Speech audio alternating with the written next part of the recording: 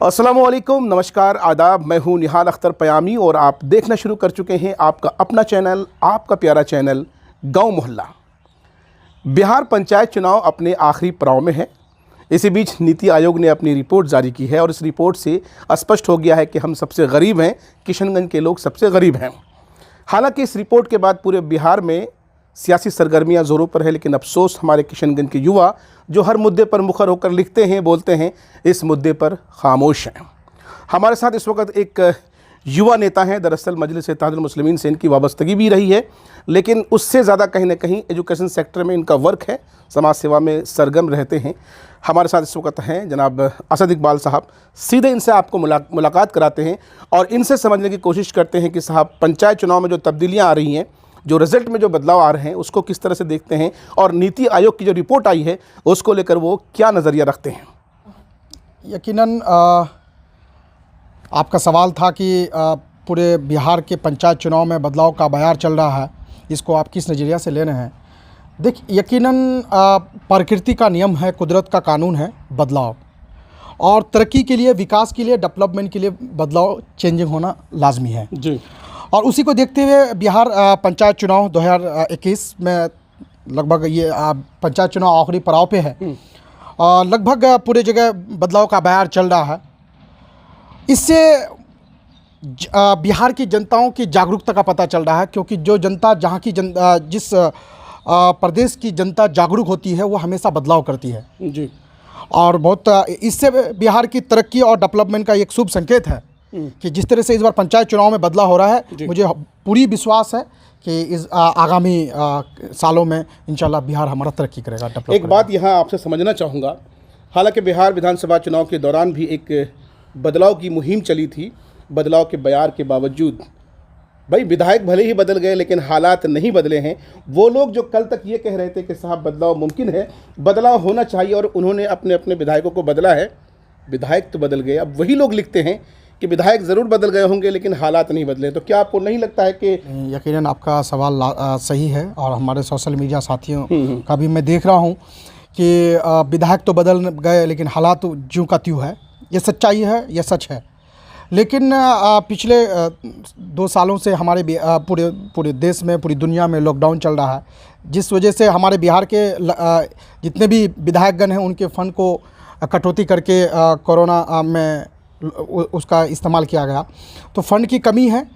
लेकिन मुझे उम्मीद है उन लोगों से कि यकीनन बदलाव हुई है और कुछ नया होगा।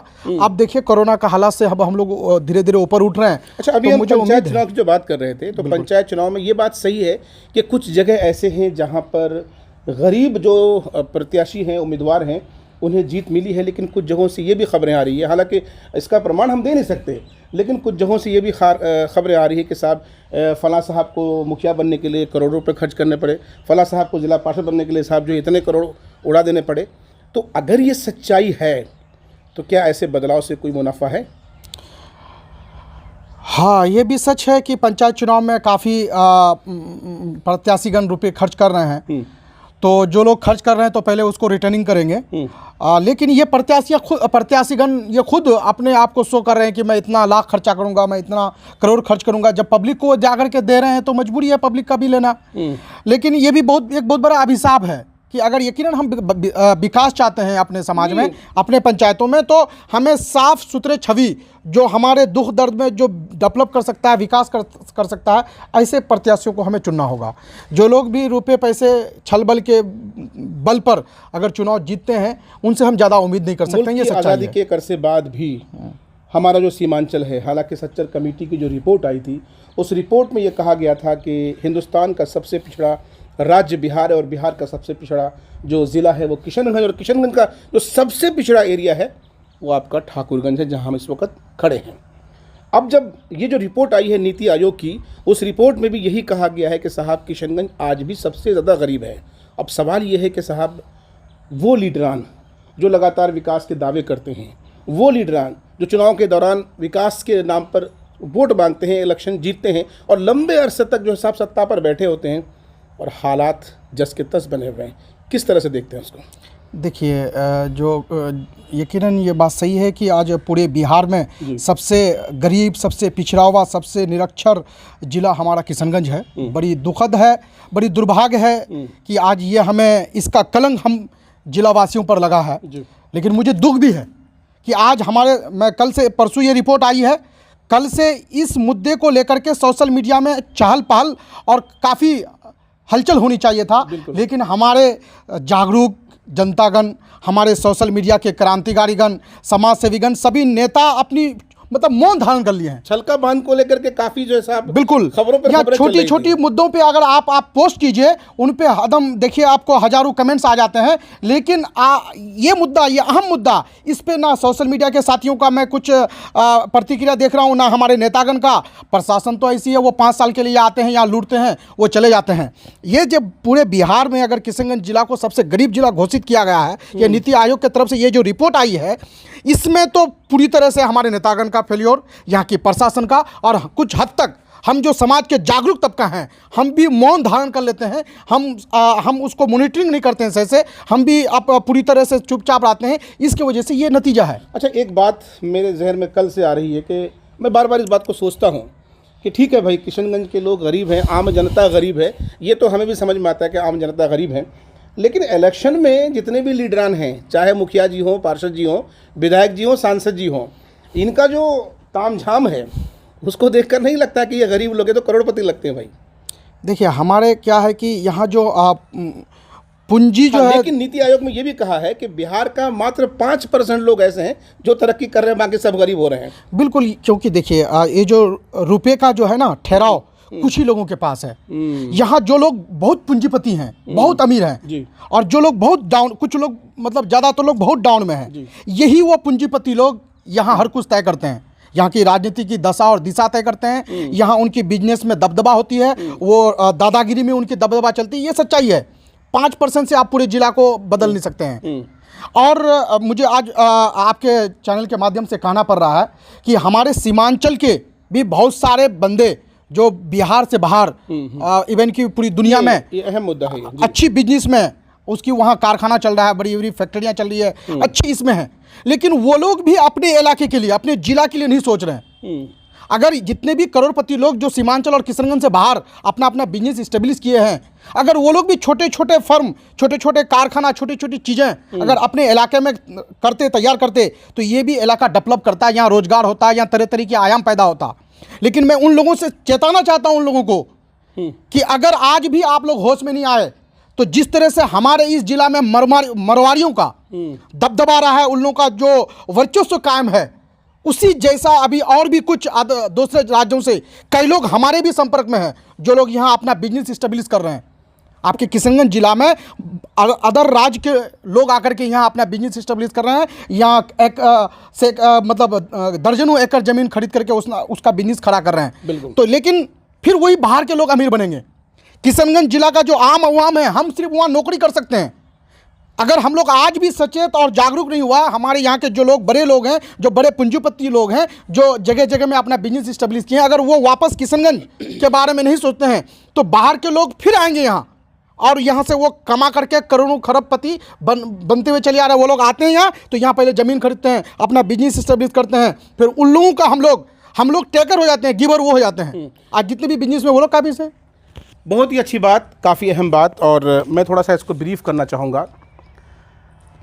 हम सब लोग इस बात को बहुत अच्छी तरह जानते हैं कि आज से 20 साल 25 साल पहले, जैसे कि भाई ने मारवाड़ियों का जिक्र किया, यकीनन किशनगंज में सिर्फ़ और सिर्फ उन्हीं का दबदबा था।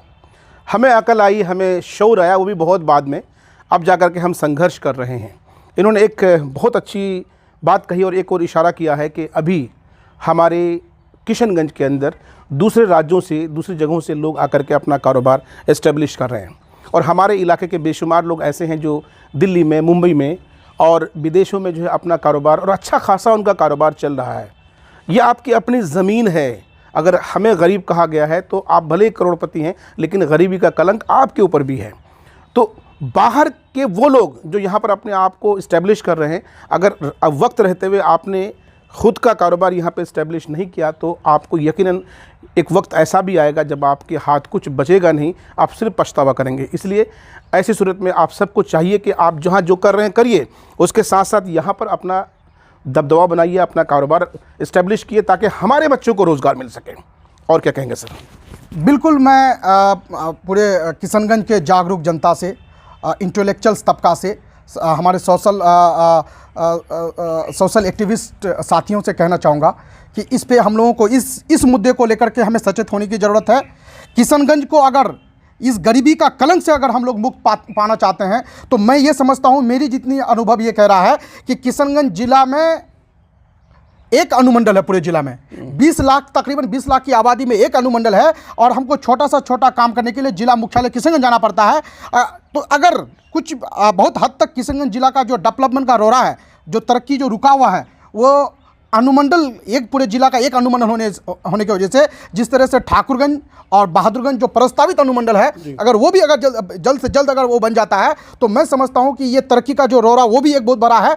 अगर ये बन जाने से हमें आसानी होगी, हमारा जिला बहुत जल्दी से तरक्की करेगा। इसलिए सोशल मीडिया के साथियों से कहते हैं कि इस मुद्दा को इतनी तेज़ी से हम लोग पकड़िए, इसको आगे बढ़ाइए, इसको ट्रेन कराइए कि सरकार को बहादुरगंज और ठाकुरगंज जो प्रस्तावित अनुमंडल है, इसको जल्द से जल्द उनको वो स्वीकार करें और इसको लागू करें। वरना ये जो गरीबी का तबका, पहले से हम तो पूरे बिहार में सबसे ज़्यादा निरक्षर थे ही, जाहिल थे ही, लेकिन एक नया तबका फिर हम लोगों को मिला है कि हम पूरे बिहार में सबसे ज़्यादा गरीब हैं। यानी गरीब का मतलब हम सबसे ज़्यादा बेबस, सबसे ज़्यादा लाचार, सबसे ज़्यादा मजबूर हैं। ये इससे हमें क्या हमारा ज़मीर नहीं हमें ललकारता? कब हम बेदार होंगे? कल से तो सोशल मीडिया में हलचल हो जानी चाहिए। किसकी कमी है कि हमारा बिहार को इस तरह का, मतलब हमारे बिहार में किशनगंज जिला सबसे ज़्यादा गरीब है।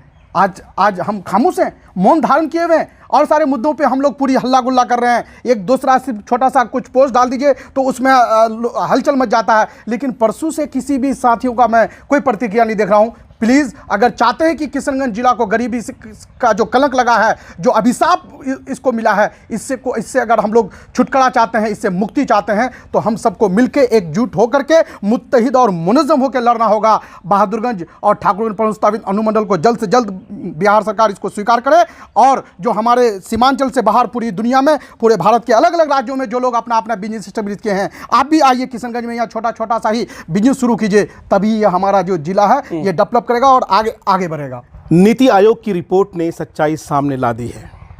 हर एक मुद्दे पर मुखर होकर किशनगंज के युवा सोशल मीडिया पर कोहराम मचाते हैं।